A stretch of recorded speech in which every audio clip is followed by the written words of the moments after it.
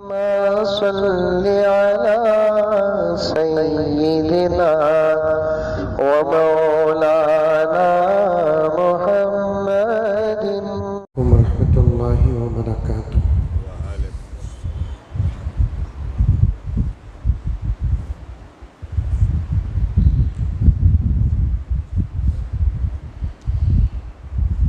अल्हम्दुलिल्लाह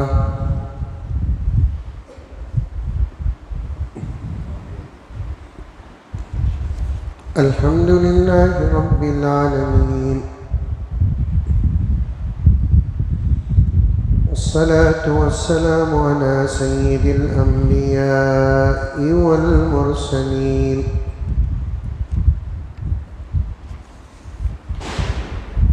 मुहम्मदिन व अला आलिहि व अस्हाबिहि अजमईन। अम्मा बअद फ़अऊज़ु बिल्लाहि मिनश शैतानिर रजीम। बिस्मिल्लाहिर रहमानिर रहीम।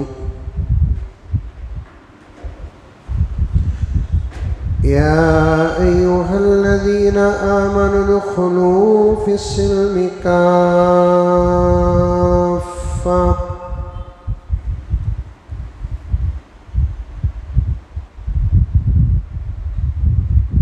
वला तत्तबिऊ ख़ुतवातिश्शैतान इन्नहु लकुम अदुव्वुम मुबीन। वक़ाल तआला कुन्तुम खैरा उम्मतिन उख़रिजत लिन्नास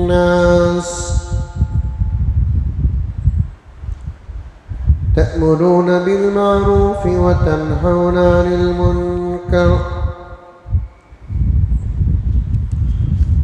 वक़ाल तआला फ़ी मक़ामिन आख़र फ़इन आमनू बिमिस्लि मा आमनतुम बिही फ़क़द इह्तदौ।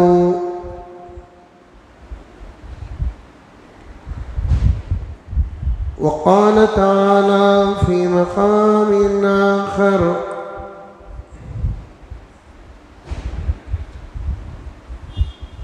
मुहम्मदुर रसूलुल्लाह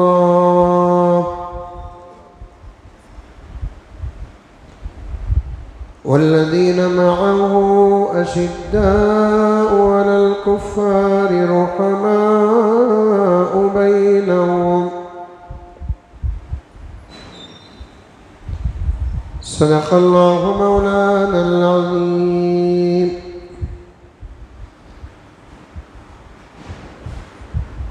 अल्लाहुम्मा सल्लि अला सय्यिदिना नबीना मौलाना मुहम्मद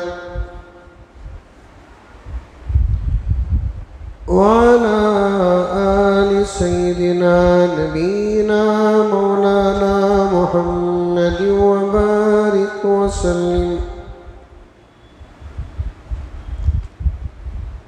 अल्लाहुम्मा सल्लि अला मुहम्मदिन बिअददि औराक़िल अशजार व बिअददि अक़्तारिल अम्तार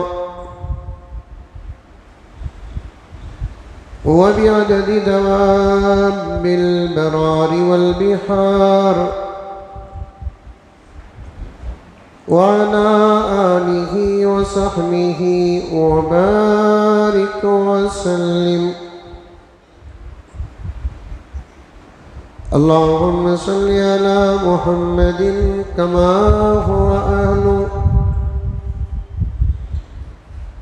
हुवा अहलुहु व मुस्तहिक़्क़ुहु।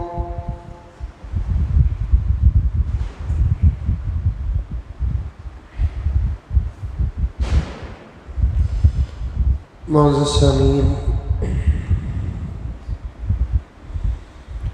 पूरी मोहब्बत के साथ, शौक़ के साथ, उल्फत के साथ, प्यार के साथ, अदब के साथ एहतराम के साथ, इखलास के साथ दिल की गहराई से एक मर्तबा दुरूद शरीफ पढ़ लें।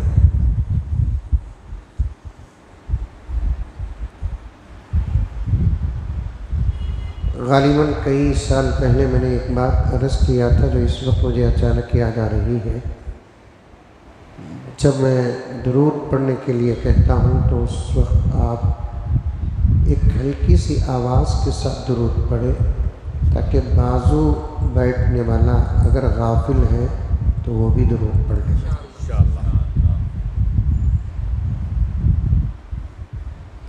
एक मर्तबा दुरूद शरीफ पढ़ ले।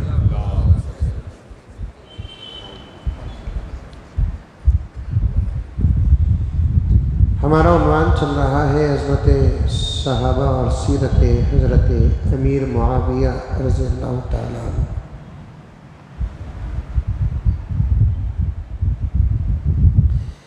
आप हज़रात जानते हैं कि मैं हमेशा सफ़र में रहता हूँ।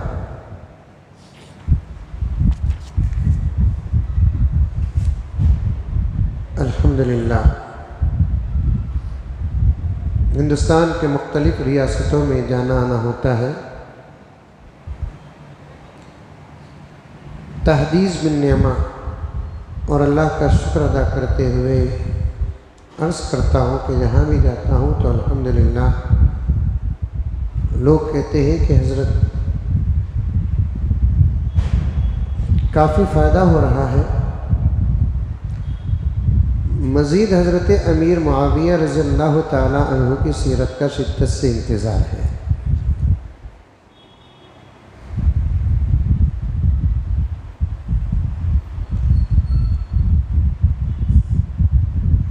लेकिन मैं क्या करूं मेरे दोस्तों, मैंने उन्वान को एक तरतीब दे रखा है। मैं चाहता हूं कि उस तरतीब के साथ हालात को जमा करके आपके सामने रखूं, ताकि पूरा उन्वान सिर्फ सुनने तक महदूद न रहे बल्कि उन्वान महफूज रहे।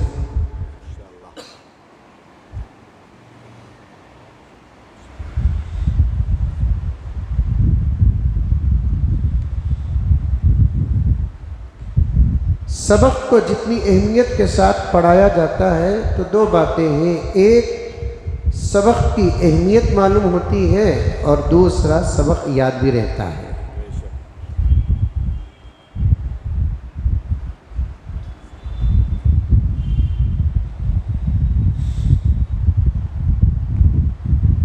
वैसे तो इस वक्त दुनिया के हालात को सामने रखेंगे तो हर उन्वान इंतहाई अहम है।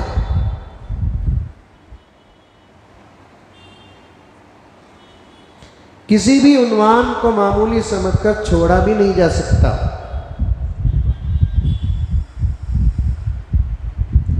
लेकिन कुछ उन्वानात ऐसे हैं जिनका ताल्लुक आमाल से नहीं बल्कि ईमान से है।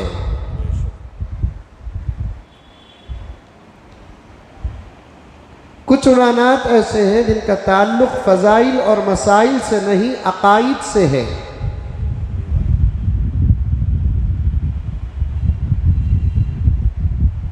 उन उन्वानों में अगर उम्मत कमज़ोर हो जाए तो आमाल, मसाइल, फ़ज़ाइल कमज़ोर नहीं होंगे, ईमान कमज़ोर हो जाएगा।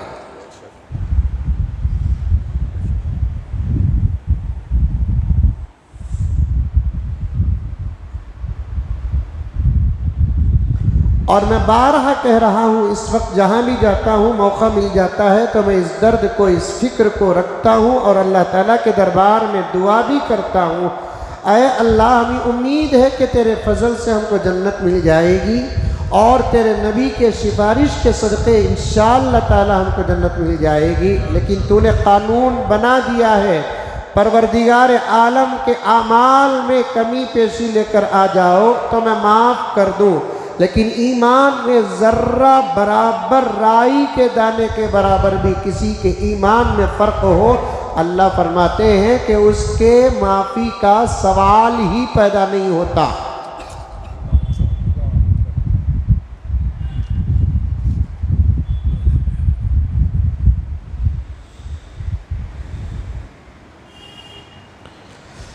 कई जुमा मैंने मुकदमे के तौर पर इस बात को पेश किया, उस बात को इस वक्त आपके सामने रखते हुए आगे गुजर जाता हूँ कि सहाबा किराम का उन्वान इतना अहम है कि बाज़े उलमाए किराम फरमाते हैं साफ साफ सहाबा के शान में गुस्ताखी कुफ्र है।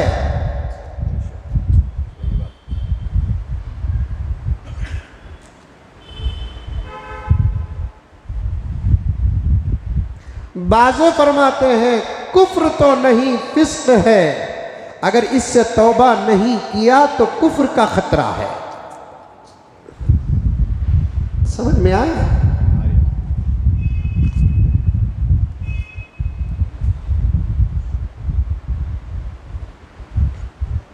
इसलिए ये आजिज़ बड़े अहमियत के साथ इस उन्वान को आप हजरात के सामने पूरे दलाइल के साथ पेश कर रहा है, ताकि उम्मत सहाबा की आशिक बन जाए। जिसके हाथ में सहाबा का दामन हो, समझ जाओ कि उसके हाथ में मोहम्मदुर रसूलुल्लाह का दामन है। बोलो सुभान अल्लाह।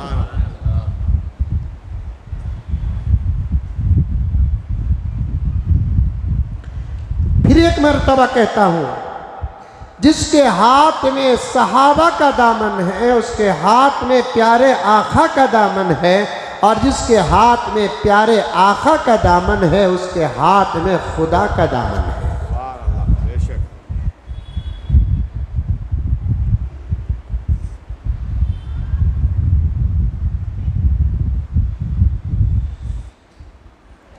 अल्लाह ताला हम तमाम को समझने और याद रखने की पूरी पूरी तौफीक अता फरमाए।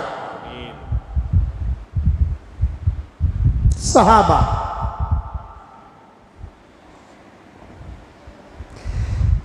एक को सहाबी कहते हैं, पूरों को सहाबा व असहाब कहते हैं।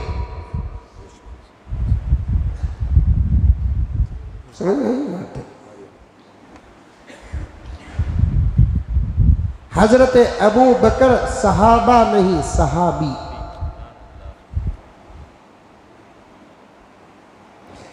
सिर्फ हजरत उमर सहाबा नहीं सहाबी, सिर्फ हजरत उस्मान सहाबा नहीं सहाबी,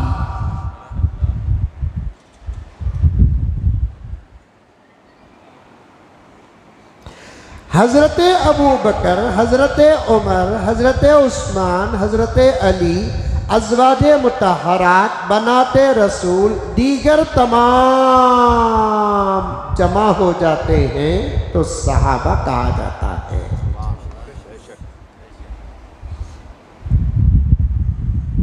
बस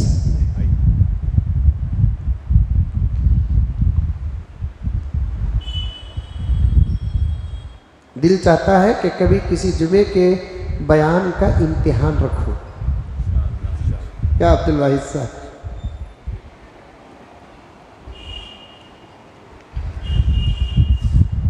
हमारे इलाके में एक मस्जिद है, टीपू मस्जिद, वहाँ पर इस आजिज़ को बार बार जाने का मौका मिलता है।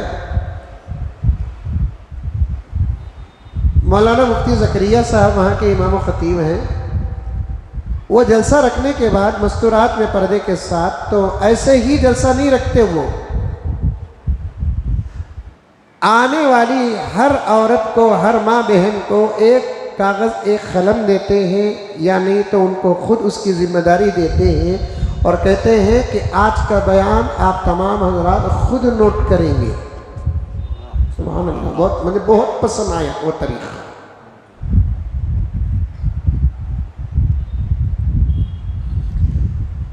मुझे हज़रात उलमाए किराम और उम्मत के वो हजरात जो खुलूस के साथ खिदमत करते हैं, उनको मैं अपना बड़ा रहबर हीरो समझता हूँ।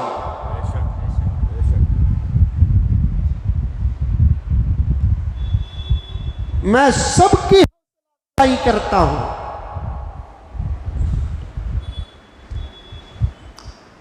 खुदा की कसम, जुमे के मुकद्दस दिन और अय्याम खुद मुकद्दस दिन और लम्हात में बैठकर अर्ज कर रहा हूं, मेरी एक ही फिक्र है, काम हो, नतीजे निकले।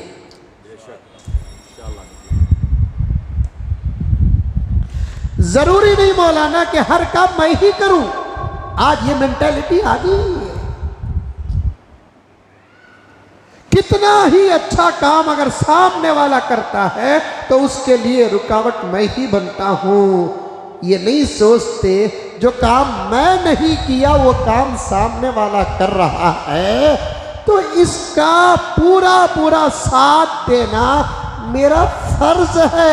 अगर मैं साथ ना दूं तो इन रुमालों के मैं लायक नहीं, इन इमामों के मैं लायक नहीं, इस मेहराब और मुसल्ले के मैं लायक नहीं, इस लिबास के मैं लायक नहीं, अगर अच्छे काम का मैं साथ ना दूं।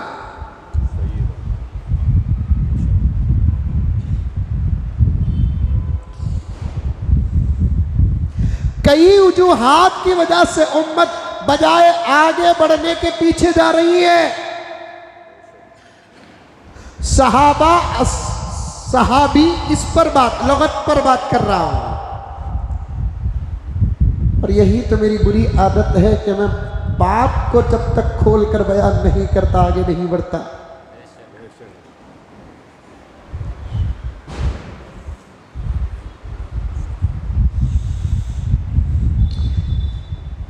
उम्मत के जवाल,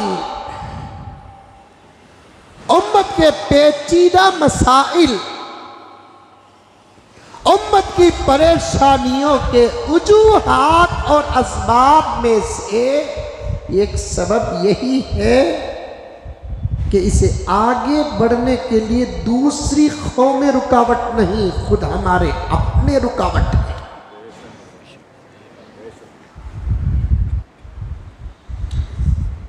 कुछ लोग रुकावट बनकर आते हैं तो कुछ लोग हमदर्दी का झूठा लिबास पहनकर आकर रुकावट पैदा करते हैं।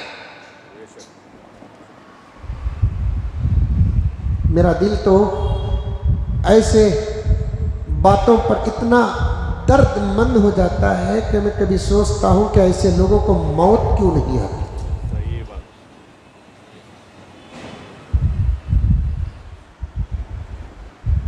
अफसोस।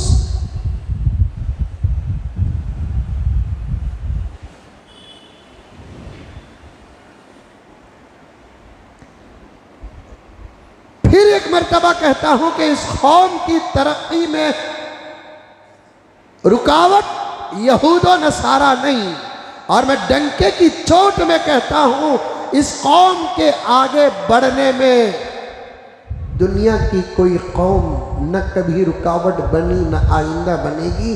और रुकावट अगर बनती भी है नुकसान उनको ही हुआ है, कभी उम्मत में असर और फर्क नहीं पड़ा है।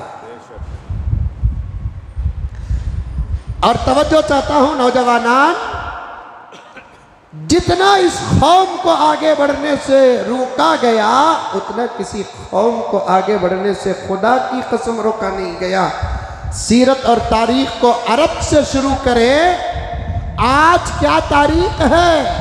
आज 31 अक्टूबर 2025 तक का भी हिसाब लगाएंगे, रुकावटें ही रुकावटें पैदा हो रही है, लेकिन इस्लाम आगे ही आगे बढ़ रहा है।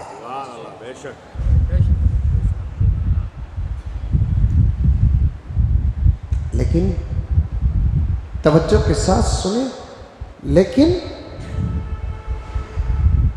आज से 500 साल पहले, 700 साल पहले, 800 साल पहले, 300 साल पहले जिस तेजी के साथ इस्लाम और मुसलमान आगे बढ़ रहा था, इस वक्त उस तेजी के साथ इस्लाम आगे नहीं बढ़ रहा है। ये दुश्मनों की ताकत नहीं, हमारे अपने अंदर का इख्तिलाफ है।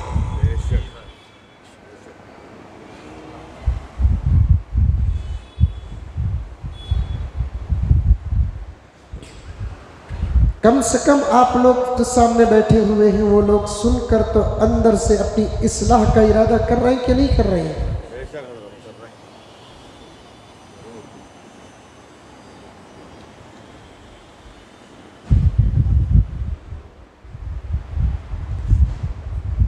किसी भी अच्छे काम को रोको मत और उस काम के लिए रुकावट बनो मत।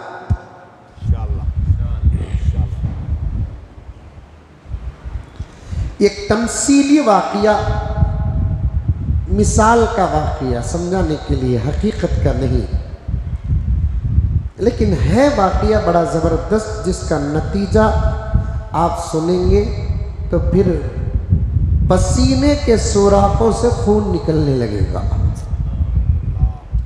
शायद इससे पहले भी सुने होंगे, लेकिन हमारी तो सबसे बड़ी शान और पहचान है कि हम सही और सच्चे और दीनी बातों को बहुत जल्दी भूल जाते हैं। माफ़ी चाहता हूँ, बड़े हजरात बैठे हुए हैं, कहीं उनके शान में बेअदबी ना हो जाए। 40-50 साल पहले का पिक्चर अभी भी ऐसे याद है गोया कि अभी शो देख कर आ रहे हैं।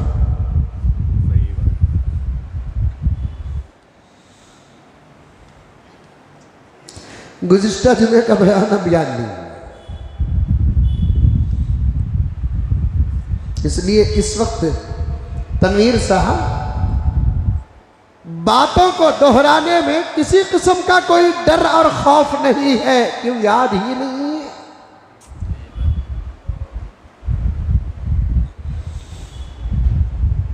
याद रखो, जहन भी खराब हो गया, याददाश्त के एतबार से भी खराब हो गया, सोच के एतबार से भी खराब हो गया। एक तो भूल भी जाते हैं, अगर याद भी रखते हैं तो अच्छी सोच नहीं रखते, दूसरों के लिए खराब ही सोच है। वो मुसलमान पाक हो ही नहीं सकता जिसकी सोच खराब है। वो मुसलमान पाक हो नहीं सकता जिसका इरादा खराब है। वो मुसलमान पाक हो नहीं सकता चाहे पूरे समंदर से नहा ले, जिसका दिमाग खराब हो। वो मुसलमान पाक हो नहीं सकता जिसका दिल गलीज हो।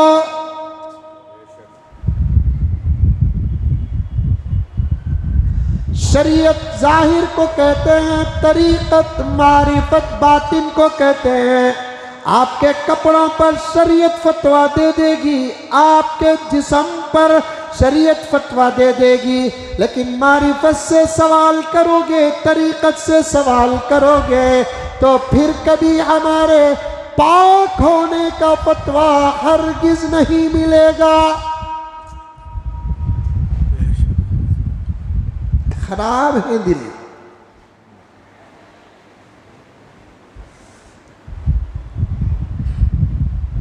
जैसे जिस्म गंदा हो तो बदबू आती है, एक ज़ाहिरी निज़ाम अल्लाह ने बनाया है। तवज्जो चाहता हूँ, तवज्जो। जिस्म गंदा हो तो बदबू आती है, कपड़े गंदे हो तो बदबू आती है। एक ज़ाहिरी निज़ाम अल्लाह ताला ने बनाया है। इसी तरीके से अगर अल्लाह ताला ऐसा निज़ाम बना देते कि दिल गंदा हो तो बदबू आ जाए, शायद इस तरीके से हम मिलकर ना बैठते इस वक्त। बेशक, बेशक।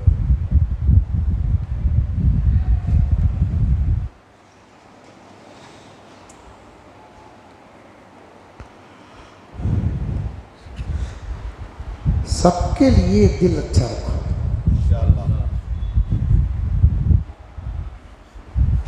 एक वाक़या याद आ रहा है, लतीफ़ा बाकी है तमसीली। क्या हबीब भाई,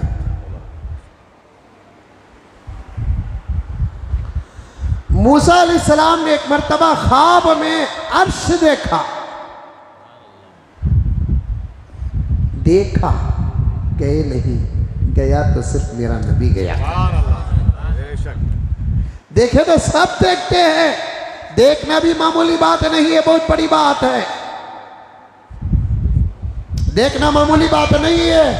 दीदार नज़र इंशाअल्लाह ताला वक्त अगर मिल जाए तो मैं आपके सामने नज़र की फजीलत बताऊंगा। सहाबा की फजीलत में ये फजीलत दाखिल है। देखना ख्वाब में कोई मामूली बात नहीं है, बहुत बड़ी बात है। ऐसे ख्वाब तो अम्बिया ही को पढ़ते थे। अम्बिया के बाद अगर किसी को पढ़े तो नबी के सदक़े में उम्मत के औलिया को पढ़े।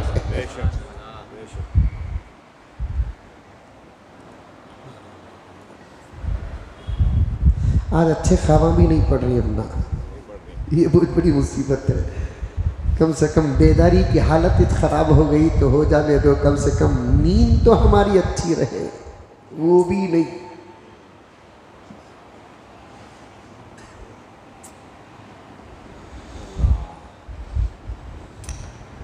क्या समझते पता नहीं, लेकिन अल्लाह के पास तो हिसाब होगा।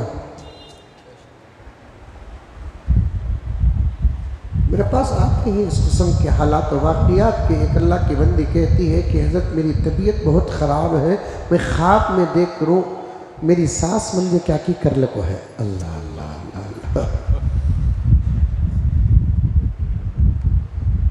इसकी तबीयत ख़राब है, कहते हैं हाजी साहब इसे दवा कर को इलाज नहीं हो रहा है, कहते ज़र्रा दिमाग कौन की ख़राब कर डाले, तुम्हारी तबीयत खराब है, दवा करे तभी दवा लगती नहीं, तुम ना कौन की क्या की कर डाले रहेंगे। जैसे ही जहन में ये पड़ा तो आप जानते हैं कि एक बहू के लिए सबसे बड़ी दुश्मन सास के अलावा कोई और नहीं है, और एक सास के लिए सबसे बड़ी दुश्मन बहू के अलावा कोई नहीं है। तो इसने सोचा मुझे कौन क्या करे रहेंगे, जिसकी वजह से मुझे दवा नहीं लग रही है। तो वो सोच सोच कर सोती है तो ख्वाब में सास नजर आ रही है, और वो अपने ख्वाब को राबिया का ख्वाब समझ बैठी है, शाबाना का ख्वाब समझ बैठी है, अल्लाह के नेक और बंदे और बंदियों का ख्वाब समझ बैठी है। ख्वाब में देखी तो और भी यकीन आया, मुझे कौन भी नहीं करे, सास करी। अल्लाह अकबर कबीरा। मैं तो कहता हूँ इस ज़माने में कौन क्या करेंगे, हमारे आमाल ही हमारी बर्बादी का सबब है।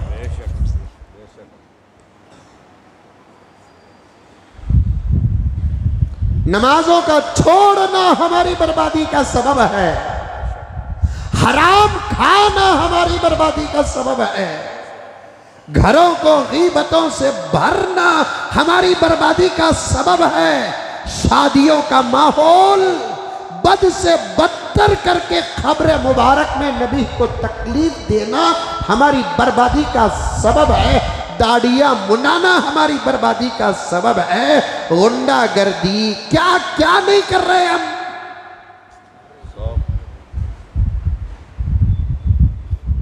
अच्छे तो किसी के पीछे नहीं पड़े हैं, लेकिन अच्छों के पीछे पड़ना हमारी बर्बादी का सबब है। उलमा के पीछे पड़े हैं, आइम्मा के पीछे पड़े हैं, खुतबा के पीछे पड़े हैं, जो मामूली तनख्वाहों पर खुश होकर अल्लाह के कलाम का हक अदा करते हुए अपनी जिंदगी का 30-40 साल का सफर तय कर चुके हैं, उनके पीछे पड़े हुए हैं, हदीस का सफर तय कर रहे हैं, उनके पीछे पड़ रहे हैं। जरा लिबास देखो मुसलमानों तुम्हारा कैसा है, तुम्हारे घर की औरतों का लिबास देखो, मस्जिदों का करप्शन देखो, खानकाहों का करप्शन देखो, बैतुल मालों का करप्शन देखो, गरीबों यतीमों बेवाओं के नाम पर हासिल करने वाले पैसों का करप्शन देखो। ये बर्बादी नहीं, जादू ही बर्बादी का तन्हा सबब बना बैठा है।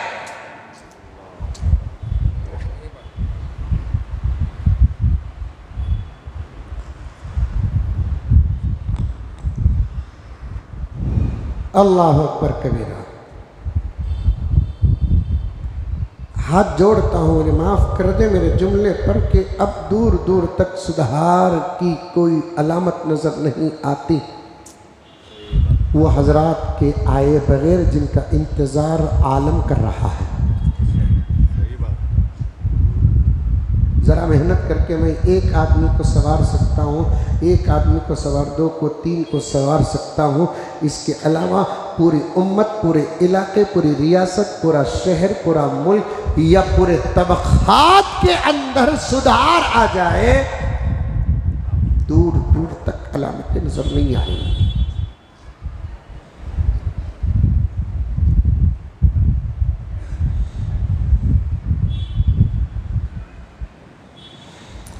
गर्ज हज़रत मूसा अलैहिस्सलाम ख्वाब में अर्श देखा। सुभान अल्लाह।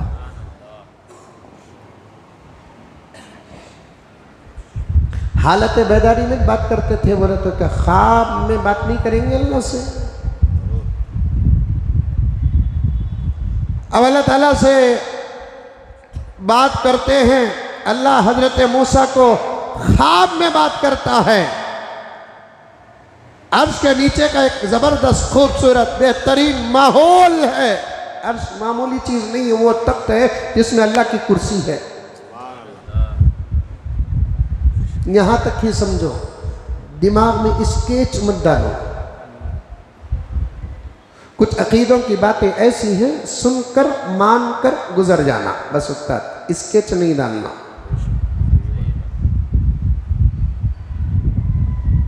सुनना, मानना, गुजर जाना बस उस्ताद। जहन से उसे एक शक्ल भी देने की कोशिश न करो। अल्लाह की कुर्सी ऐसी होगी कि जिसके 4 पैर हैं, नहीं। अल्लाह की कुर्सी का टेक होगा, नहीं। वो जैसी होगी वैसी होगी। जरा इंतजार तो कर लो, जब जन्नत में दाखिल हो जाएंगे कुर्सी नहीं, खुद कुर्सी वाले को देख लेंगे।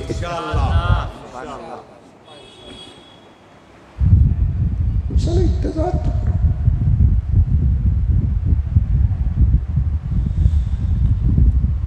आसमान के नीचे का माहौल ही ऐसा है, तो फिर अर्श के नीचे का माहौल कैसा होगा?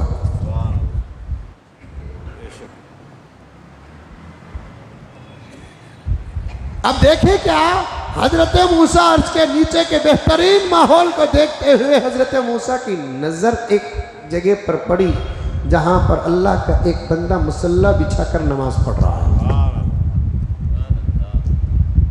इमाम गज़ाली ने लिखा है,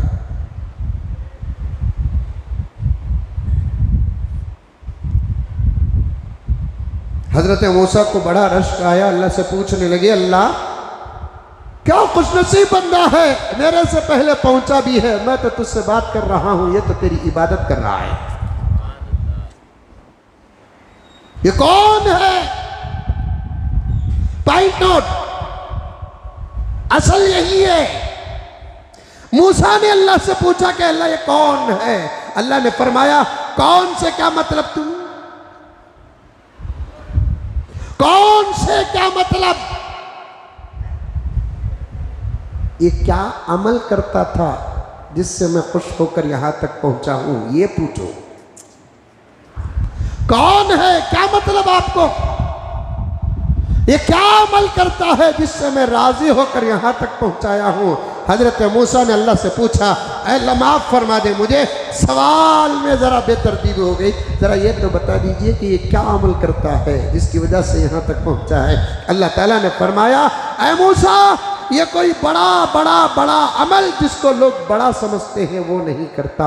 इसका एक अमल जिससे मैं खुश होता हूँ, क्या कि मेरे बंदों के बारे में अच्छी सोच रखता है, इसकी वजह से मैं यहाँ तक उसे पहुँचा दिया।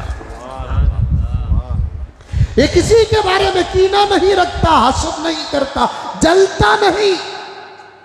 अल्लाहु अकबर कबीरा।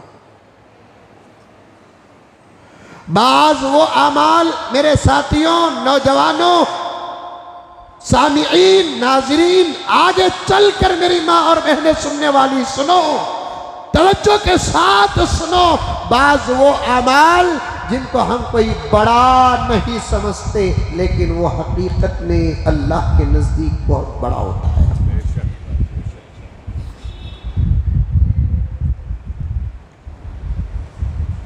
बहुत बड़ा होता है।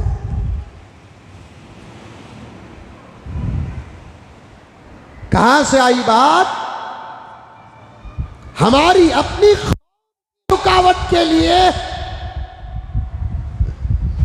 कोई खौफ नहीं है, हमारे अपने हैं, अपने। सगे भाई की तरक्की के लिए सगा भाई जबरदस्त रुकावट, बहन की तरक्की के लिए बहन रुकावट, साले की तरक्की के लिए बहन वही रुकावट, मामा की तरक्की के लिए भांजा रुकावट, भांजे की तरक्की के लिए मामा रुकावट। और कहूं तो मौलाना आप यकीन नहीं करेंगे, वाकयात मेरे पास मौजूद है, अल्लाह की कसम। अब तो वो रिश्ते भी खत्म हो गए जिन रिश्तों के बारे में कुछ भी नहीं सोचा जा सकता था।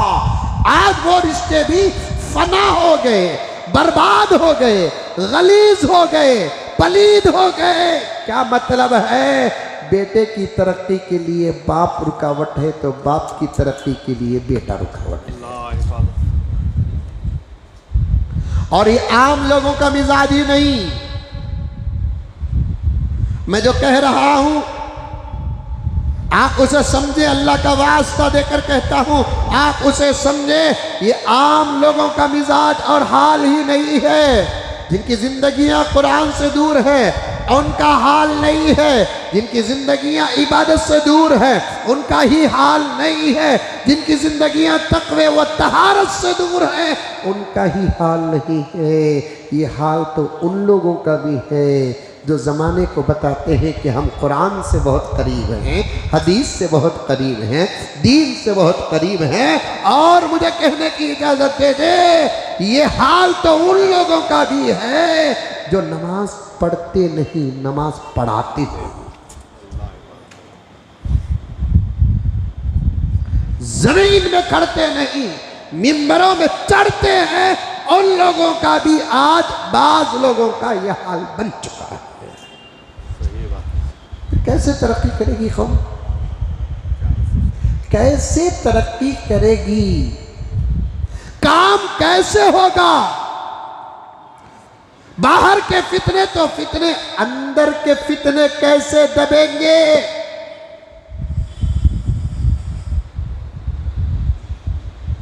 सो रहे हैं, सुन रहे हैं? तवज्जो है?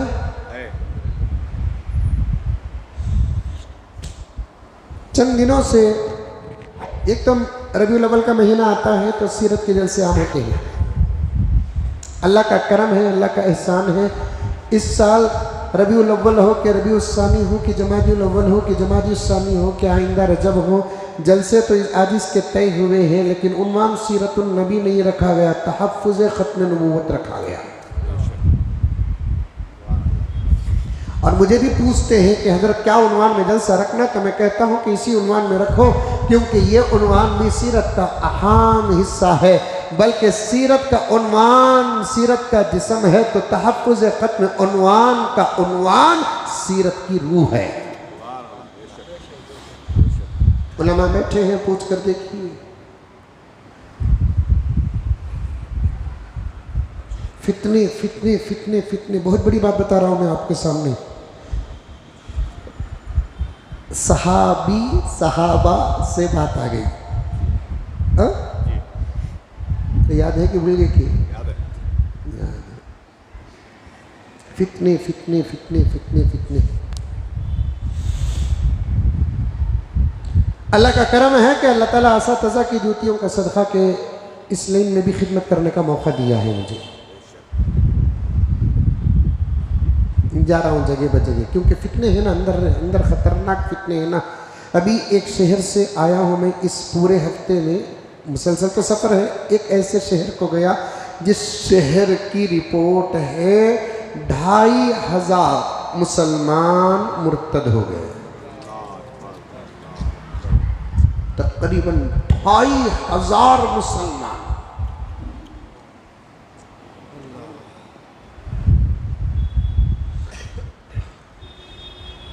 कैसे मुर्तद हुए? ईसाई नहीं बने, यहूदी नहीं बने, सिख नहीं बने, हिंदू नहीं बने, लेकिन इस्लाम के अंदर रहकर अकीदा जब बदलता है वो अंदर रहकर भी इस्लाम से बाहर हो जाते हैं। वो चंद फितने सारी दुनिया में फैले हैं। ये गुलाम कादियानी का फितना, शकील बिन हनीफ का फितना, गोबर शाही का फितना, गोबर नहीं, गामदी फितना,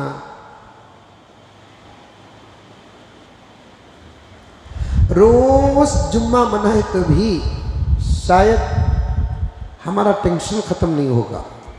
ये हाल है। रोज रोज 1 बजे से लेकर 3 बजे तक मस्जिदा को आना को बोल को तय कर दाल को कानून भी लगा दले तो फिर उलमाए हक के जहनों में हालात का जो टेंशन है वो टेंशन खत्म नहीं होगा।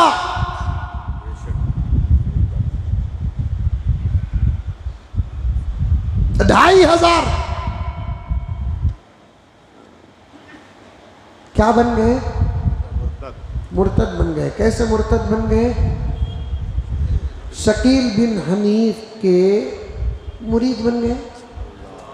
हजरत शकील बिन हनीफ के मुरीद बने तो मुर्तद कैसा हो जाते हैं हजरत? शकील बिन हनीफ जो दावे कर रहा है उस दावे को मानना कुफ्र है। उन्हें गुग्गू ने देखे तो पेशाब बंद हो रहा है। सच्ची बोल रहा हूं, मजाक नहीं कर रहा हूं। वो सूरत,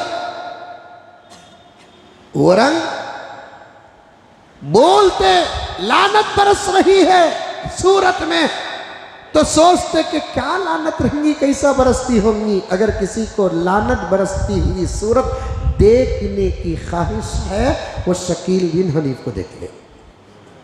उसके चेहरे में लानत बरसती है क्योंकि उसने ईसा की पाकीज़ा ज़िंदगी पर हमला किया है। मैं फिर कभी इंशाअल्लाह ताला इस उन्वान पर बात करूंगा। बता रहा हूँ, एक राज बता रहा हूँ मैं आपको, एक अहम बात बता रहा हूँ मैं। ईसा अलैहिस्सलाम की पाकीज़ा ज़िंदगी पर इल्ज़ाम लगा रहा है। खुद को ईसा कहना ईसा की शान में गुस्ताखी करना है क्योंकि पूरी इंसानियत में आदम अलैहिस्सलाम से लेकर इस सेकंड पैदा होने वाले बच्चों का डेटा अगर जमा करेंगे तो सिर्फ 3 ही ऐसे हैं जो माँ बाप के मोहताज हुए बगैर पैदा हुए हैं। एक आदम माँ और बाप से मोहताज हो गए। हव्वा अलैहिस्सलाम के बारे में कहते हैं माँ के बगैर पैदा हुई। वो माँ के बगैर भी पैदा हुई, बाप के बगैर भी पैदा हुई। बाप से पैदा होने का मतलब क्या कि बाप के खून के कतरे से पैदा होना। हजरत हव्वा ने ऐसे पैदा नहीं हुई है, आदम अलैहिस्सलाम की पसली से पैदा हुई है। कुदरत का मुजाहरा है, कुदरत की शान है कि पसली की हड्डी से ये खूबसूरत इंसान औरत की शक्ल में पैदा करना ये तो सिर्फ खुदा की कुदरत है। उसके बाद अगर आप तारीख इंसानियत उठाकर देखेंगे तो उसमें सिर्फ और सिर्फ और सिर्फ और सिर्फ हजरत ईसा का नाम आता है जिसकी माँ पाकीज़ा थी, जिसकी गवाही खुद कुरान देता है।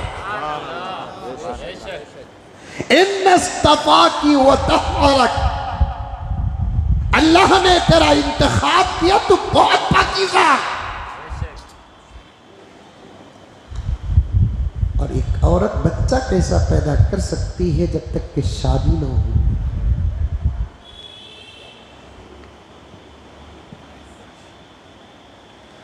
अरे इतने भी दीवाने बनेंगे लोगों। हमारे वास्ते अल्लाह का कलाम मजबूत कलाम है। हम ना समझ में आए तब भी अल्लाह का कलाम मजबूत है, हमको समझ में ना आए तब भी अल्लाह का कलाम मजबूत है। अल्लाह का कलाम अल्लाह बोल दिया तो बोल दिया, नबी बोल दिए तो बोल दिए। बहस नहीं, डिस्कस नहीं, डिबेट नहीं, मुनाजरा नहीं, कुछ भी नहीं। अल्लाह बोल दिए तो बोल दिए।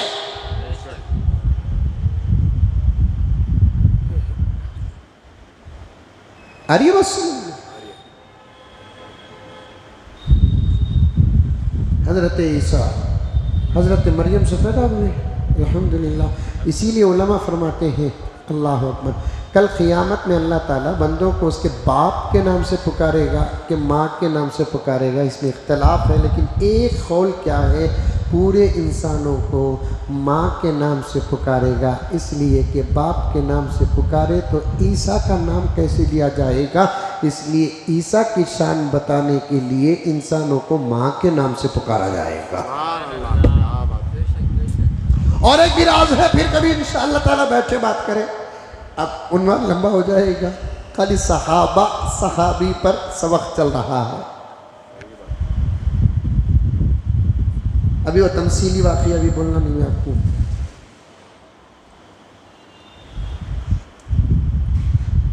हजरत ईसा इससे पैदा हुए, अल्हम्दुलिल्लाह। हर चीज को पैदा करने वाला कौन? अल्लाह की कुदरत क्या है? पॉइंट नोट, ईमान है। समझ गए तो बेड़ा पार, मान लिए तो बेड़ा पार, आया तब भी मान लिए बेड़ा पार, समझ में नहीं आया बोलकर छोड़ दिए, दिखावे के जनाजे उठेंगे। खबरें तो मैसूर रोड कब्रिस्तान में बनेगी, टानी रोड में बनेगी, खुद्दुस साहब में बनेगी। खबर तो एक दरवाजा है, लेकिन मंजिल क्या होगी ये देखो। खबर ये गेट है रे बाबा, जहां जाकर छोड़ दिया जाता है। अब अल्लाह ताला उसके लिए जो मकाम रखा है, उस गेट से वो आदमी वहां चले जाता है। खबर ही असल जगह नहीं, गेट,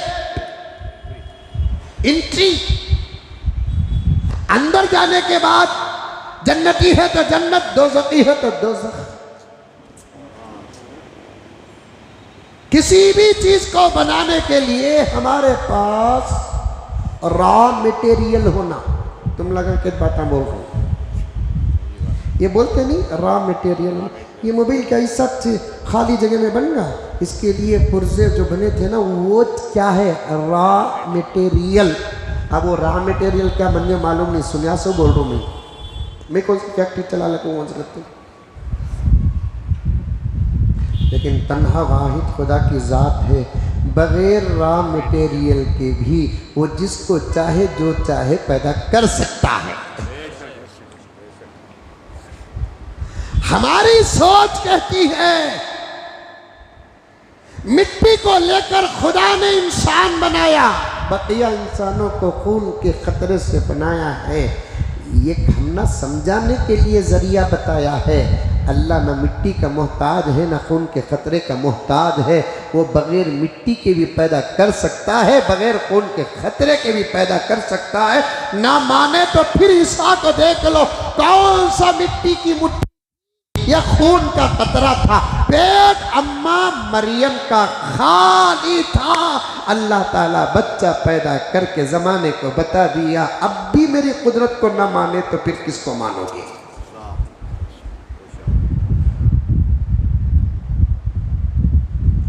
ये बिल्कुल खास बात है। किसकी? हजरत ईसा की।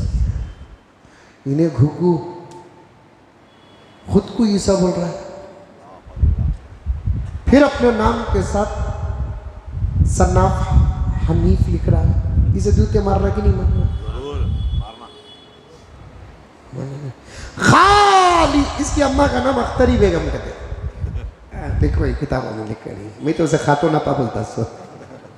अख्तरी बेगम कहते क्या की कहते किधर नाम अपना लिखता है शकील बिन हनीफ। शकील बिन हनीफ का मानने वाला काफिर कैसे बता रहा हूं मैं आपको। नाम लिखता है शकील बिन हनीफ, दावा करता है ईसा का। क्या दीवाना रहेंगे। ईसा के बाप ना होना मुसल्लम हकीकत है, बगैर बाप के पैदा होना मुसल्लम हकीकत है। और पूरी उम्मत को इस बात का मानना ईमान में दाखिल कर दिया गया है। अब इन्हें बाप का दावा कर रहा है तो फिर हजरत ईसा पर और ईसा की अम्मा की तहारत और अजमत पर हमला किया कि नहीं किया? तो फिर उन्हें काफिर हुआ कि नहीं हुआ? फिर काफिर को मानने वाला मजहबी एतबार से काफिर नहीं तो और क्या हुआ? कोई काफिर को किसी और रास्ते से मानता है, लीडर की हैसियत से मानता है, बादशाह की हैसियत से मानता है, तो वो अलग बात है। उस पर कोई किसी किस्म का फतवा नहीं है। याद रखो, अल्फाज बड़ी एहतियात के साथ अदा करो, क्योंकि आमाल पर ही कुफ्र का फतवा लगता नहीं, अल्फाज पर भी कुफ्र का फतवा लगता है। आज उम्मत समझ बैठी है, हमारे मुंह से क्या भी निकला तो क्या फर्क पड़ता है? जुमलों पर भी फतवे लगते हैं, और मानते ना मानते ये तुम्हारे ज़र्फ की बात है। आजकल लोग दूसरों को खुश करने के लिए अपने जुबानों से ऐसे जुमले निकाल देते हैं जिस पर साफ साफ फतवा लग जाता है जाहिरी एतबार से कि जुमले कुफरिया। इसीलिए तो हमारे करीब के अकाबिर जो इस वक्त दुनिया से रुखसत हो चुके हैं, तवज्जो चाहता हूं इन जुमलों पर। इस वक्त करीब के 50-100 साल के अंदर के अकाबिर जो इस वक्त दुनिया से रुखसत हो चुके हैं, मौलाना पूरी तवज्जो के साथ कहता हूं और आप भी तवज्जो के साथ सुने और दीगर उलमा जो बैठे हैं वो तवज्जो के साथ सुने, समझदार सुने। और मैं आपको भी समझदार समझता हूं कि इस वक्त 100 साल के अंदर बाहर के जो हमारे अकाबिर इस वक्त दुनिया में नहीं है, रुखसत हो चुके हैं, ऐ काश कि अल्लाह उनकी ज़िंदगी को बजाय 70-80 साल के 100-150 साल बना देता तो आज उम्मत की यह हालत ना होती।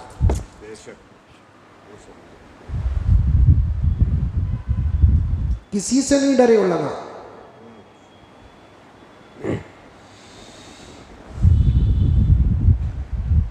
किसी से नहीं डरे। अपने मजहब की अगर बात आ जाती है तो फिर अच्छे अच्छे सूरमाओं को अपनी जूती के नोक की धूल समझते थे। उनके दौर के किसानों का ईमान जो मजबूत था, बैलगाड़ी चलाने वालों का ईमान जो मजबूत था, घोड़े गाड़ी चलाने वालों का जो ईमान मजबूत था, आज ऐसे जबरदस्त लिबास पहनकर अपने आप को मुसलमान बताने वालों का ईमान उतना मजबूत नहीं।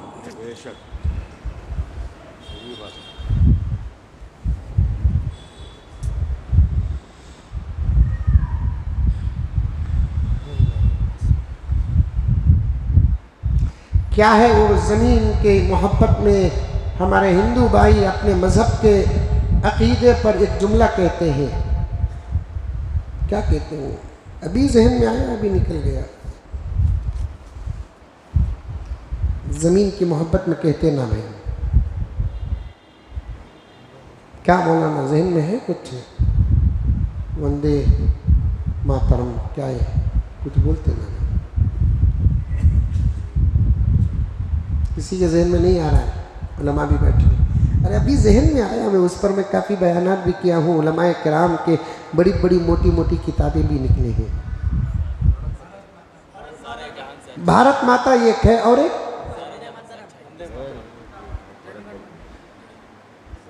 मेरे हाल कुछ जुमले हैं, याद आ गए तो बीच में अर्ज कर देता हूँ। जिन जुमलों को कहने की इस्लाम में इजाज़त नहीं है, नहीं। हाँ? वंदे मातरम हो सकता है, वो भी वो तो खैर मुस्लिमों का है।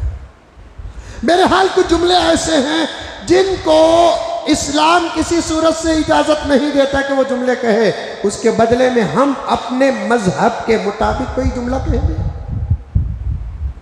भारत माता उन जुमलों में से एक जुमला है। हमारे बड़ों ने जबरदस्त दिफा किया, उसे मीडिया ने उछाला और कहा कि इनको भारत से मोहब्बत नहीं है, इसीलिए भारत को ये माता नहीं कहते। हमारे उलमा ने जवाब दिया, माता का माना सिर्फ मां नहीं आता, माता का माना संस्कृत जुबान में खुदा के भी आता है। और मुसलमान और इस्लाम उन अल्फाज को इस्तेमाल करने से मना करता है जिसके कई माने आते हैं, उसमें से एक माना जो इस्लाम के आस्था के खिलाफ हो। साफ फतवा है। और आजकल एक जबरदस्त जुमला शुरू हुआ है, जय भीम।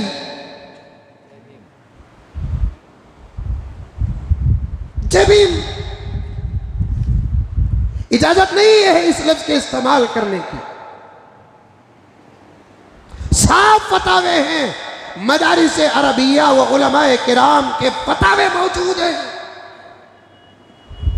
और हम लोग ऐसे जुमले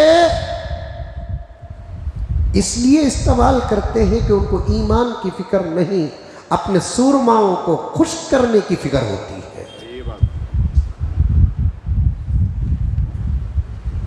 याद रखो, दुश्मन इस्लाम मजहब का नाम नहीं लेता, मैं हर मजहब का एहतराम करता हूं।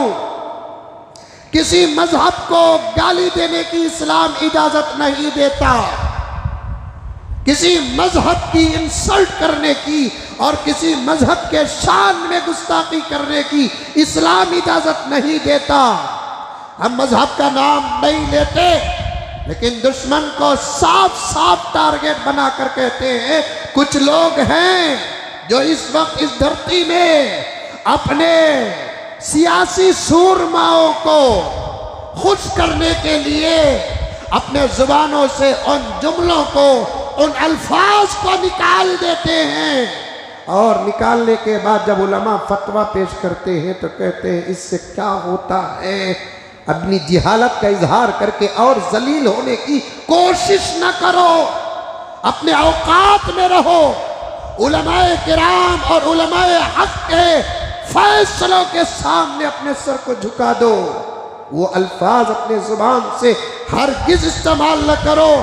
इस्तेमाल करने के मकासद में से एक मकसद क्या होता है मालूम? ये लोग हमसे खुश हो जाएं। लेकिन ऐसे लोगों के बारे में कुरान क्या कहता है? वलन तरवा अनकल यहूद वलन नसारा हत्ता तत्तबिअ मिल्लतहुम। ये दुश्मनान तुमसे उस वक्त तक खुश नहीं होंगे जब तक कि तुम अपना धर्म छोड़कर उनके धर्म में शामिल और दाखिल होने का ऐलान न करो और उनके बताए हुए रास्ते पर अमल न करो, उनके धर्म की इत्तिबा न करो। साफ साफ बात है, वो लोग जो कहते हैं उनका वो आस्था है। उनके धर्म में एक नहीं हजारों खुदाओं की परस्तिश और पूजा की जाती है, और हमारा धर्म, हमारा दीन, हमारा इस्लाम सारी दुनिया के अंदर मुमताज है। और प्यारे आका सल्लल्लाहु अलैहि वसल्लम ने मक्के के 13 साल की मेहनत में यही सबसे बड़ा प्याला पिलाया है। तमाम अंबिया की आमद का यही मकसद है, तमाम आसमानी किताबों के नुज़ूल का यही मकसद है। सबसे पहले उम्मत का ईमान पक्का व सच्चा हो जाए। और आज पता नहीं कि कौन कितने खुदाओं की पूजा करता है, लेकिन हमारे पास तारीख है। अहले मक्का मेरे आका के दुनिया में तशरीफ लाने से पहले 360 बुतों की पूजा करते थे, और हाल ये था कि सफर उस वक्त तक नहीं करते थे जब तक कि अपने सफर के सामान में कोई किसी किस्म की मूर्ति न रखते। एक वाक़या तफसीर में आता है जिसको मैंने मस्जिद सुबहानिया के ताक़रात में बयान किया, और 2 घंटे सिर्फ उस वाक़ये पर ख़त्म हो गए। मैं 2-4 मिनट में हबीब साहब उस वाक़ये को बयान करूं। अरब के मुशरिकीन का एक काफ़िला तिजारती सफ़र में निकला, तिजारती सफ़र में निकला, लेकिन अफसोस कि उन्होंने अपने सामाने सफ़र में अपने खुदा को भूल गए।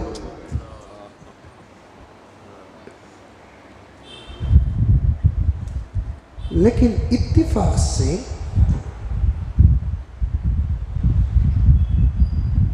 रास्ते में एक हादिसा हुआ। याद रखेंगे वाक़या? याद रखेंगे तो बोलता हूँ, नहीं तो नहीं बोलता। अल्लाह का शुक्र अदा करेंगे जो अल्लाह ने उनको ईमान दिया। इसकी तौफीक न होती तो इस वक्त हम कहाँ होते, क्या करते, किसके सामने सर झुकाते, अल्लाह बेहतर जानते। रास्ते में जा रहे थे, एक ऊंट वाला मिल गया। कौन मिल गया? ऊंट वाला मिल गया। उसने पूछा, एक छोटे से 3-4 भाइयों के काफिले से, भाई मेरा ऊंट गुम हो गया। नहीं समझ में आया? गंगा। अब समझ में आया? अरे तुम्हारी उर्दू रे बाबा। ऊंट गुम गम हो गया गमगा। तो मैं कांति भी देखे क्या,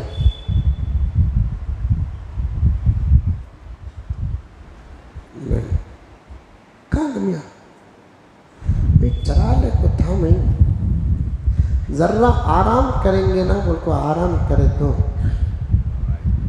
ऊन खाई पे।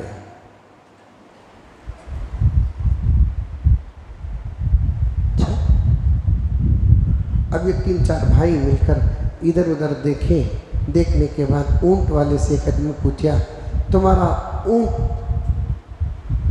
दातरा था क्या? हाँ। ऊंट वाला पूछा देखे क्या? नहीं।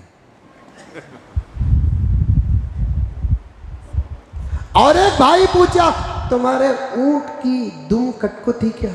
हाँ। देखे क्या? अरे और एक भाई पूछा, तुम्हारा ऊंट एक आंख से माजूर था क्या? हाँ। देखे क्या? नहीं।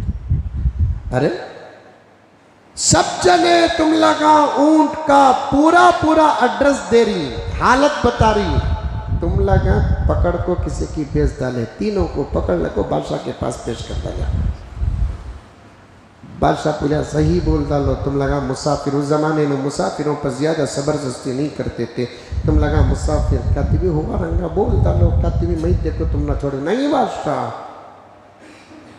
हमें हर किस नहीं चुराए, एक दिन का टाइम दे दो, जाओ कमरे में रहो। कमरे में रहने के बाद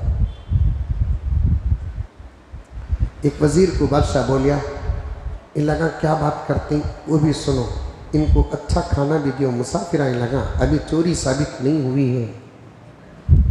जबरदस्त बकरे के गोश्त का सालन रोटियां जाको दिए।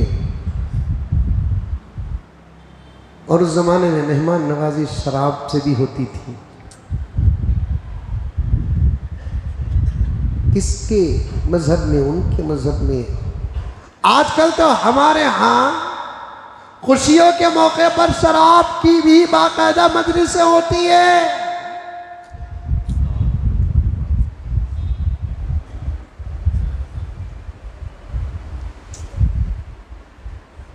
अब उनको शराब देखो, रोटी देखो, सालन देखो, बिठा दल को कमरे में पीछे से बाहर से लाग डालने को। वजीर खर को सुन रहा है, लगा क्या बातें करनी को उनको।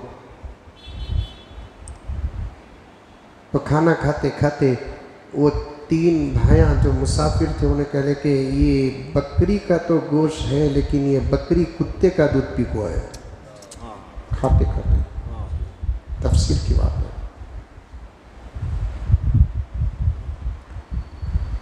कैसे कैसे ज़हीन जिनका अकीदा क्या था बता रहा हूं मैं आपको। वाकया, किस्सा, नानी माँ की कहानी नहीं। और एक आदमी बोलिया, ये रोटी पकाने वाली औरत के माहाना दिन चल रहे हैं। समझ में आया? ये सब खोल को बोलना नहीं होता रे बाबा, समझ जाओ। माहाना दिन को तो समझ होते नहीं। और एक भाई बोलिया, ये जो शराब है किसी बेवारसी जमीन के अंगूर का शराब है। अरे अजीब बातें कर रही, लगा पकड़ लगा। दूसरे दिन बादशाह वजीर से पूछा क्या कर रहे हो? लगा उठ गई बादशाह, क्या कर रही? मायूस बैठे हैं। क्या बात करे रात में? ऐसे बातें करे बादशाह। पकड़ लगा। क्या भैया ऐसे बातें करे कहते ना तुम लगा क्या करना बादशाह? तुम ना कैसा मालूम ये गोश्त बकरी का है, लेकिन ये बकरी कुत्ते का दूध पीकर है, कुतिया का। बादशाह ये क्या भी बड़ी बात नहीं। कुत्ते के गोश्त में चर्बी अंदर, गोश्त ऊपर। बकरी के गोश्त में चर्बी ऊपर, गोश्त अंदर। मज़ा तो बकरी का है लेकिन चर्बी अंदर है।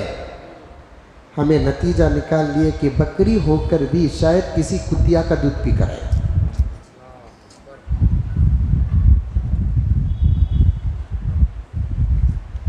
शराब के बारे में कैसे पता चला कि लावारिस जमीन के अंगूर की शराब है? बादशाह टेस्ट देखे। खास लोगों का अगर बाग होता है तो निगहबानी का असर शराब पर पड़ता है। ये बाग तो वो है कि जिस पर किसी की निगहबानी नहीं है, असर मजे पर पड़ा। अच्छा, कैसे पता चला कि ये रोटियां पकाने वाली औरत के अय्याम चल रहे हैं? बादशाह, जिस औरत की तबीयत माहाना सलामत रहती है उसके हाथ की रोटी नरम रहती है, इसलिए कि आटे को गोन गोन गोन गोन कर पकाते हैं तो रोटी में नरमी आ जाती है। लेकिन इस रोटी के अंदर शक्ति है, शायद औरत के अंदर सुस्ती है, तो हमने नतीजा निकाला। अब बादशाह को आधा यकीन हो गया कि लोग चोर नहीं हैं, बड़े जहीनदार हैं। पूछा कि तुमको कैसे पता चला कि इसका ऊंट दातरा है, बगैर दांतों के है? बादशाह, हमने अतराफ व अकनाफ की घास पर नजर किया, घास के जो ये होते हैं वो बराबर कटे हुए नहीं थे, छुट छुट कर कटे हुए थे, तो हमने दांतों का नतीजा निकाला। अच्छा बादशाह, हमने गौर किया, एक तरफ की घास ही है और एक तरफ की घास चरी हुई है, तो हमने समझ लिया कि ये आंख से मायूस है। और बादशाह, हमने इसके ऊंट के दूध दुम के कट होने का नतीजा कैसे निकाला? ऊंट जब पेशाब करता है तो दूसरे जानवरों की तरह दुम उठाकर पेशाब नहीं करता, दुम के सहारे पेशाब करता है, तो फिर उसका पेशाब फैल जाता है। लेकिन इसका पेशाब के मैंने जगह देखा तो एक ही जगह पर पड़ा हुआ है, तो समझा कि शायद इसकी दुम नहीं होगी। बादशाह ने कहा, ऊंट वाले से तेरा ऊंट का नमिया की जगह ढूंढ ले, ये मुसाफिरा ही, इनसे कोई गलती नहीं हुई। मजीद इनाम देकर इन जहीनदार लोगों को जब भेजता है तो अब ये लोग अपने खुदा का शुक्र अदा करने के लिए ब्यागों में मूर्ति तलाश करे, तो मूर्ति नहीं मिली। तो उन्होंने क्या किया, दूर दूर तक कोई मूर्ति का दुकान नजर नहीं आया। 3-4 भाइयों ने कहा कि भाई, मूर्ति का, हमारे अपने खुदा का शुक्र अदा किए बगैर तो हम सफर नहीं कर सकते, इसलिए हमको हमारे भगवान और खुदा का और मूर्ति का शुक्र अदा करना है। क्या करेंगे, दूर तक मूर्ति नहीं मिलती, एक काम करो कि हम ही अपने हाथों से मूर्ति बना लेंगे। अब मूर्ति बनाने के लिए उनके पास पानी का तक इंतजाम नहीं था, तो उन्होंने मिट्टी को मूर्ति की शक्ल देने के लिए, मिट्टी कलाने के लिए खुद 3-4 भाई मिलकर बैठकर पेशाब करते हैं। उस पेशाब से मूर्ति बनाकर हाथ जोड़कर कहते हैं, किसी ने हमको नहीं बचाया, तुमने हमको बचाया।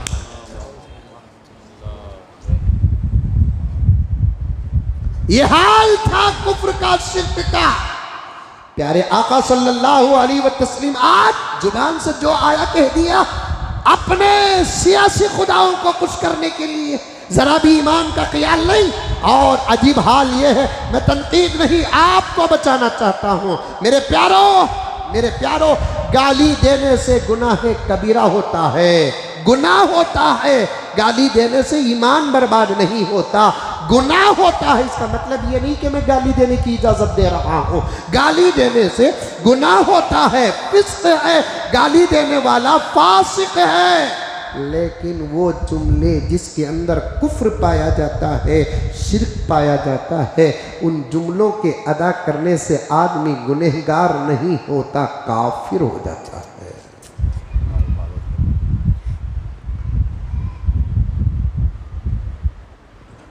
क्यों इतना दूसरों को खुश करने पर उम्मत तुली हुई है?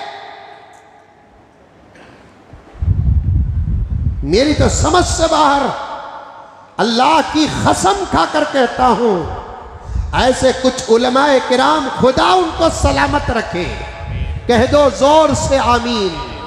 ऐसे कुछ उलमाए किराम जिनको मौके मिले कि कुछ सूरमाओं को खुश करते तो उनकी दुनिया जन्नत बन जाती, लेकिन उन उलमाए किराम ने सामने उन सूरमाओं को नहीं, खुदा और रसूल को रखा। अल्लाह से बड़ा हमारा कौन हो सकता है, नबी से बड़ा हमारा कौन हो सकता है। हमारे फायदे उससे जुड़े हुए हैं, इनसे जुड़ गए तो कोई कुर्सी मिल सकती है, उससे जुड़ गए तो जन्नत मिलती है। अरे क्या है, क्या है? मां को खुश नहीं करते नौजवानों, तुम लीडरों के पीछे पड़े हो। कभी बाप को खुश नहीं करते, सियासी लोगों के पीछे पड़े हो। कभी स्टेटस में अपने बाप के साथ एक फोटो डाला, तुफ है तेरे वजूद पर, लानत है तेरे वजूद पर।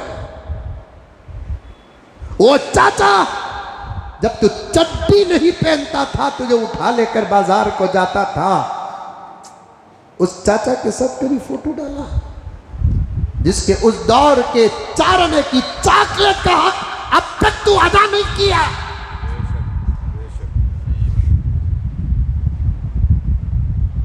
उन्हें बड़ा की इन्हें बड़ा।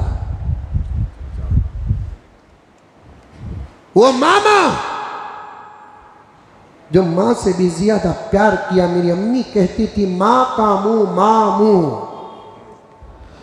लफ्ज मां भी मीम से शुरू होता है, मामू का हर मां लफ्ज भी मीम से शुरू होता है। आखिरी वाकई मामू बहुत मोहब्बत करते हैं। बाजों से हमने सुना है कि शैतान को मामू बोल डाले तो भी उन्हें भी मोहब्बत करता है।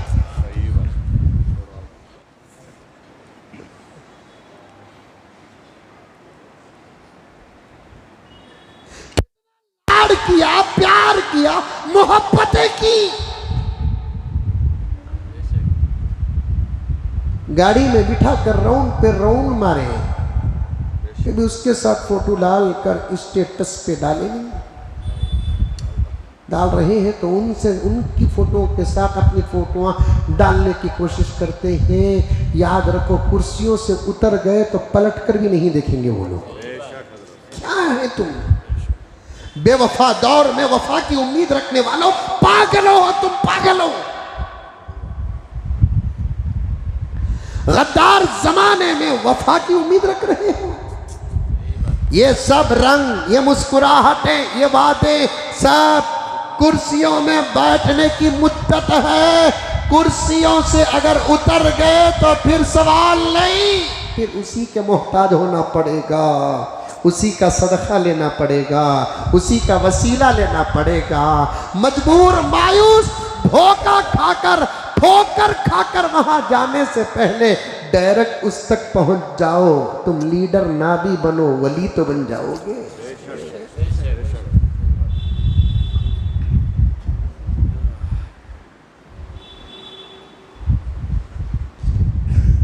क्या कहूँ, दर्द है मुझे तो मैं कहता हूँ। मुझे कोई फ़ायदा नहीं कि इन तमाम बातों को आपके सामने बयान करके मेरी तनख्वाह बढ़ जाए, कि मेरा बैलेंस बढ़ जाए। मुझे दर्द होता है, दर्द होता है।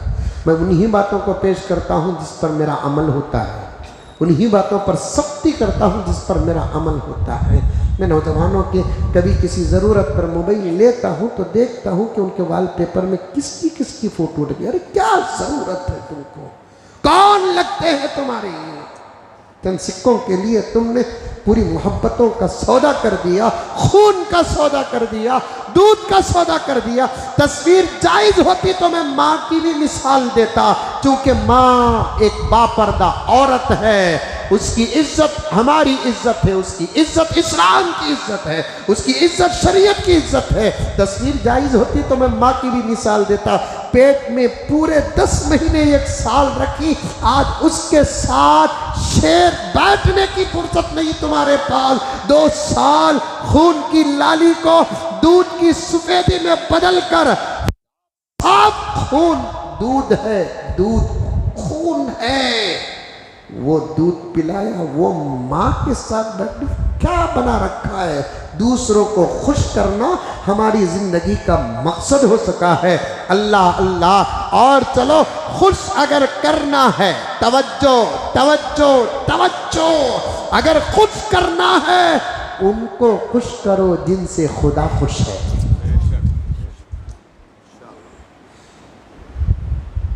खुश करना है उनको खुश करो जिनसे खुदा खुश है। खुश करना है उनको खुश करो जिनसे नबी खुश है।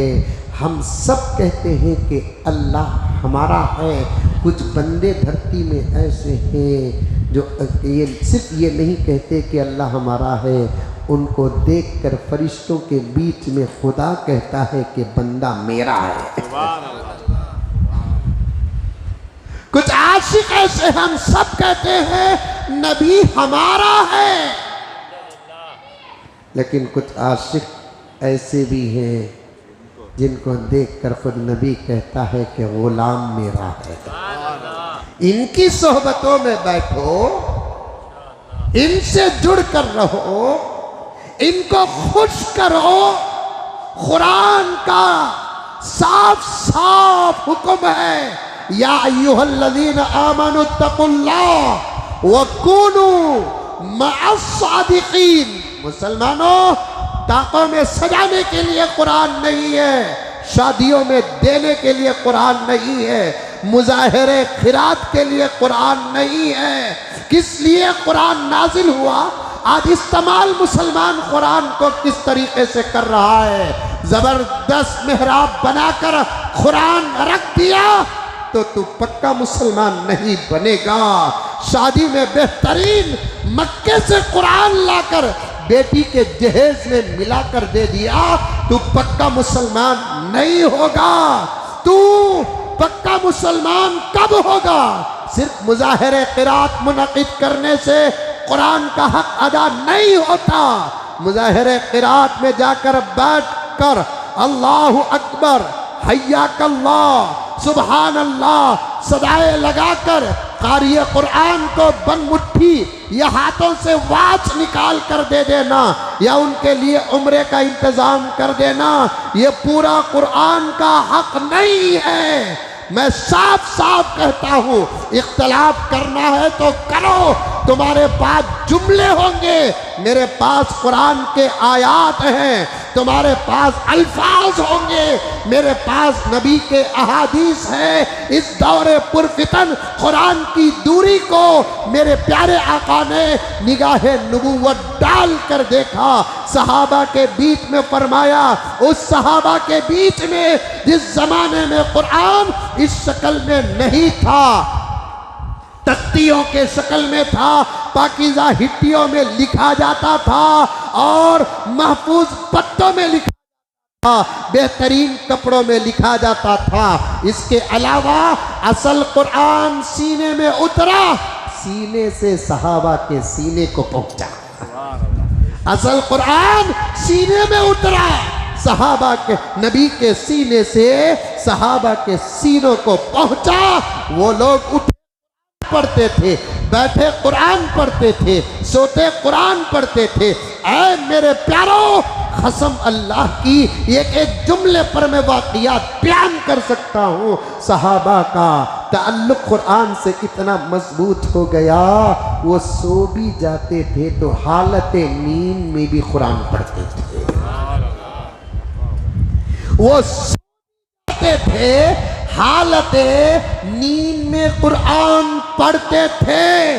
जब तक कुरान से ताल्लुक़ था, उम्मत तरक्की की आला मंजिल पर थी। कुरान को छोड़ दिए, खत्म हो गए।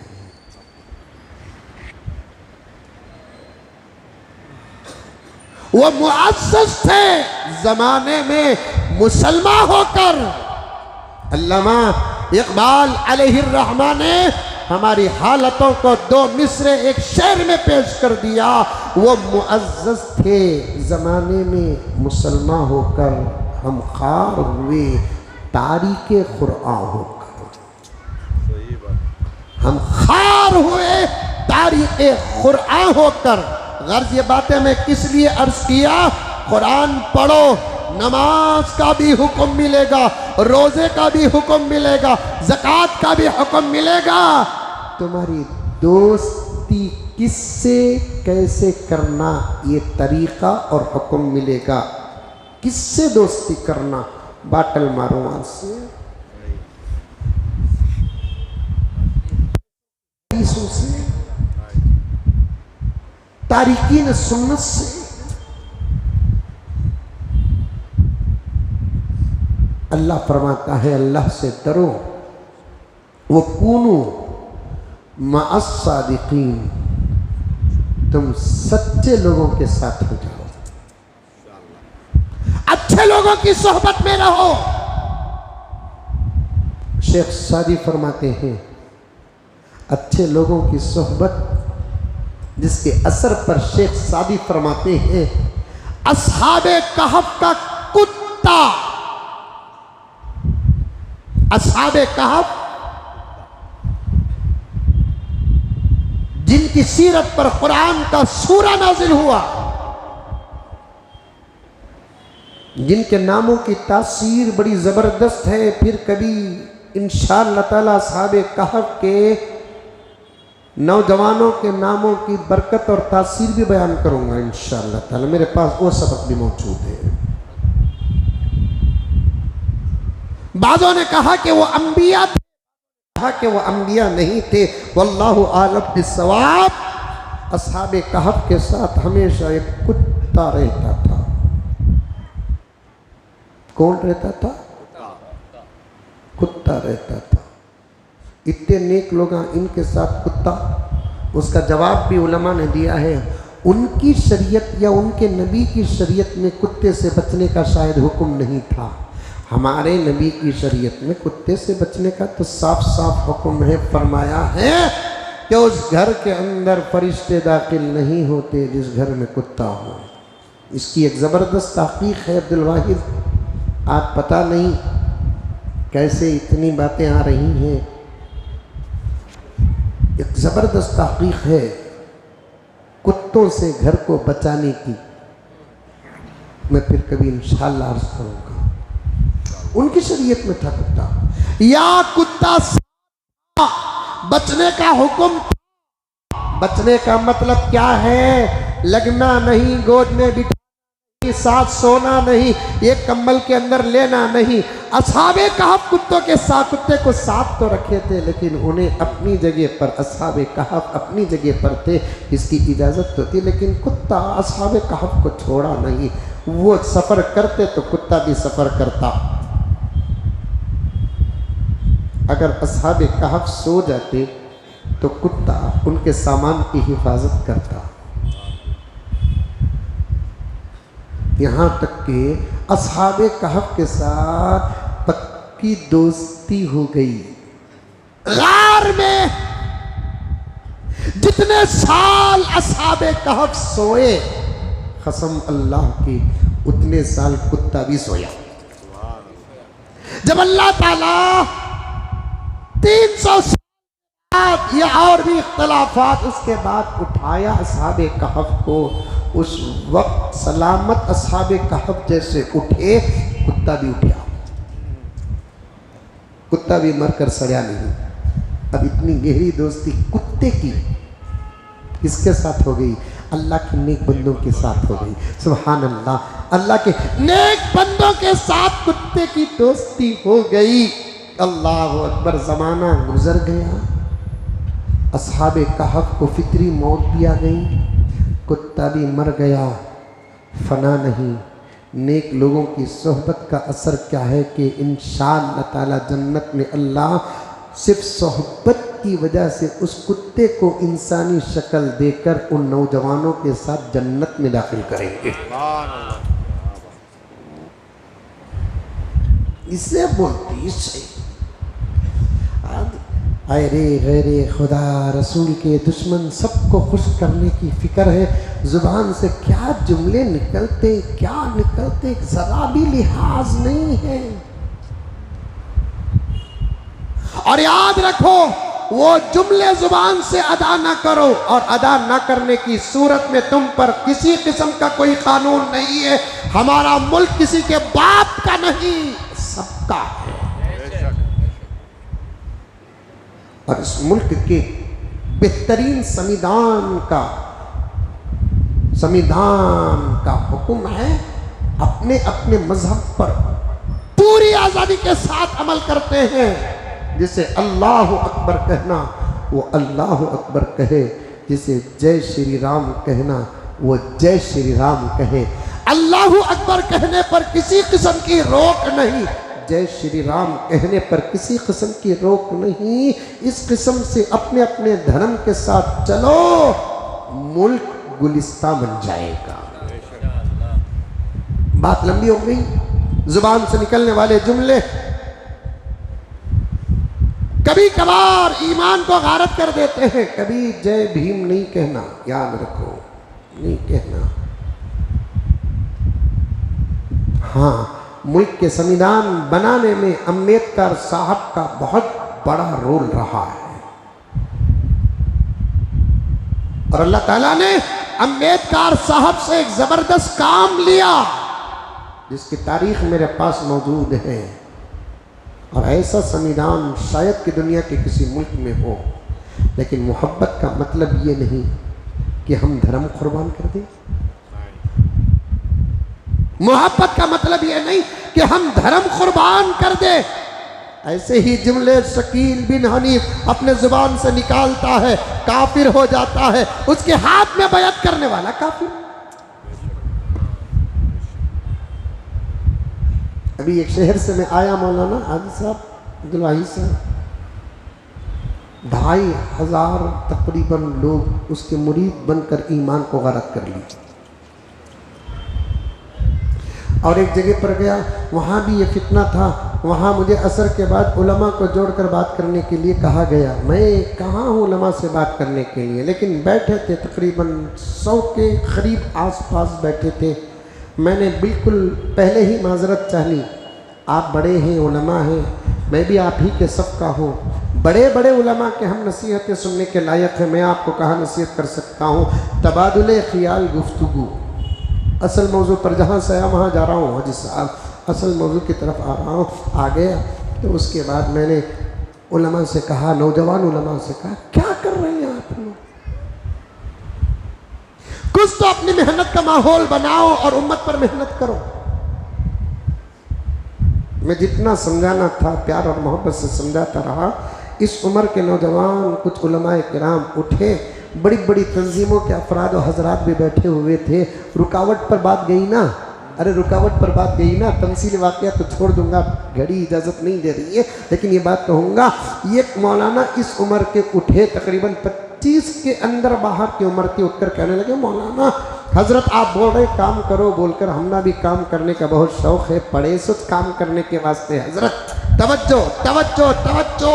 मुल्क का हाल, रियासतों का हाल, तंजीमों का हाल, तहरीकों का हाल, सदरों का हाल, सेक्रेटरियों का हाल, किसी को काम करने नहीं देते। हर काम का फूल का हार खुद पहनने की कोशिश करते हैं। इसीलिए किसी ने अरबी में एक मकौला बनाया था, तलबुल कुल फौतुल कुल, सब तलब करना सबको गारत करने के बराबर है। एक नौजवान आलिम दीन उठे, उठकर कहने लगे कि हजरत आपका दर्द कबूल है, आपकी बात कबूल है, काम करने का शौक़ है हजरत, हम अपने अपने तरफ से कोई ना कोई छोटा ना छोटा काम करना बोलकर बोले करे तो, इरादा करे तो हजरत हमारे काम को रुकावट बनने वाले इसी शहर के बाज़ बड़े हजरात हैं। ये बोल कर हमको रोक देते हैं कि हम ना पूछे बगैर क्या भी करना नहीं चाहिए। अम्मा ये बड़ी मुसीबत हो गई। हम ना पूछो, हमारी सरपरस्ती में करो। क्या अबू बकर के पोतरे तुम्हें नहीं, उमर फारूक के चिच्चा? अव्वल बुलाओ, हो सकता है कि उनका काम सही भी हो कि गलत हो सकता है, इम्पॉसिबल, मुमकिन। मैं बहुत दूर दूर तक सोच कर बात करता हूँ। अगर उन काम कोई अच्छा कर रहे हैं तो उनको बुलाकर, क्या बात तुम्हारे बारे में मैं सुनिया ना, अल्हम्दुलिल्लाह तुम्हें क्या की काम कर रही, कहते ना हाओ हजरत मैं ये काम कर रहा हूँ, क्या मेथड है, क्या तरीक़ा है, क्या है ये काम। जब उन्होंने पूरे काम का तरीक़ा बयान कर देते हैं तो फिर हमारी इंसानियत, हमारे ईमान, हमारे इस्लाम की जाओ बात करो, क्या भी ज़रूरत रही तो मुझे याद करो, हाँ मैं भी तुम्हारे साथ हूँ बोलकर उनको हौसला बढ़ाकर पेश करने के बजाय उनके पर काटने का काम खुद उस माहौल के बड़े करते हैं। बात सही बोल रहा हूँ कि गलत बोल रहा हूँ? मुन्निया तुम्हें हलाओ रे बाबा, आज का उन्वान बड़ा डेंजर है। समझ में आई बात है? समझने वाले समझेंगे, पहुंचने वाले पहुंचेंगे, यहाँ रहने वाले रह जाएंगे। पुम्बा कुजा कुजा नहाम हमा तन दाग दाग शुद्ध। एक साहब एक जगह पर बोलने लगे कि हजरत तकरीबन 10-15 साल से इनके साथ में काम कर रहा हूँ हजरत, एक बड़े ओहदे को देने का वक्त आया तो हकदार मैं रहकर भी वो ओहदा किसी और को दे दिए ही हजरत। ये तकसीमा अगर रहे, ये हालत अगर रही तो कौम में काम होगा, ईमान की हिफाजत होगी कि कुफ्र बढ़ेगा? ईमान की होगी कि फितने बोलेंगे? काम करो, हर एक के अच्छे काम की तारीफ करो, क्या मालूम कि किससे क्या काम ले ले। ये बात आई कहाँ? सहाबी सहाबा, सबक नोट करो। मैं करीब में टीपू मस्जिद को गया था, वहाँ पर मौलाना एक अच्छा निज़ाम रखे हैं कि तकरीरों में मस्तूरात को बुलाकर ये ऐलान करते हैं कि आने वाले उलमा का बयान भी सुनना, उसे नोट भी करना, फिर उसी बयान के अंदर से हम सवालात बनाकर तुम ना आइंदा हफ्ता पेपर देंगे, बयान के अंदर ही जवाबात होंगे, वो जवाबात तुम्हें लिख कर दिए, हमें नंबरात निकालेंगे, जिसका जैसा नंबर होगा हम उसे वैसा इनाम देंगे। ये मेथड अच्छा नज़र आया। मैं भी चाह रहा हूँ हर जुम्मा एक पेपर एक पेन देना तुम ना। ऐसे ही बात आ गई है, अमल करो। अल्लाह ताला हम तमाम को अमल की तौफीक अता फरमाए। अल्लाह तबारक व तआला उम्मत के हालात को बेहतर से बेहतरीन बनाए, हासिदों के हसद से बचाए, शरीरों की शरारत से बचाए। 2 ऐलान छोटे हैं, सुन लीजिए। एक ऐलान ये है कि जाते हुए हमारी मस्जिद को ज़्यादा से ज़्यादा चंदा इनायत फरमाए। हल्के रमज़ान करीब आया तो मदरसे के हालात कुछ ऊपर नीचे हो जाते हैं, चावल की सख्त ज़रूरत है। आप में से कोई ईसाल सवाब या ऐसे ही मदरसे की मोहब्बत से देना चाहता है, जुमे के बाद बैठे और मदरसे की खिदमत करें, अल्लाह कबूल फरमाए।